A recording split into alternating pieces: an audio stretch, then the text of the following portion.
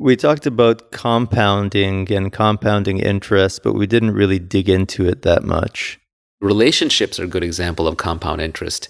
Once you've been in a good relationship with somebody for a while, whether it's business or it's romantic, life just gets a lot easier because you know that person's got your back. You don't have to keep questioning. If I'm doing a deal with someone that I've dealt with for 20 years and I trust them and they trust me, we don't have to read the legal contracts. Maybe we don't even need to create legal contracts. Maybe we can actually do it on handshakes. That kind of trust makes it very, very easy to do business. If Nivi and I start another company, I know that if things aren't working out, we're both going to be extremely reasonable about how to go about it, how to exit out of it, how to shut it down, or even if we're scaling it, how to bring in new people. Because at this point, we have mutual trust, and that allows us to start businesses more easily and almost compounds the effect. Especially when you're dealing with something like a startup, which is so difficult to pull off. Removing these frictional mechanisms can actually often be the difference between success and failure. I think the number one most under-recognized reason why startups fail is because the founders fall apart.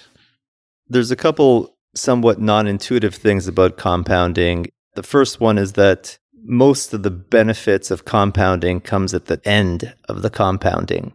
So you may not necessarily see the huge benefits of it up front. The other thing I would say that's a little non-intuitive about compounding is that I think it's better to have a few deep compounding relationships with people instead of a large amount of non-compounding relationships. There was a good quote from an article that Sam Altman wrote where he said, "I always want it to be a project that, if successful, will make the rest of my career look like a footnote."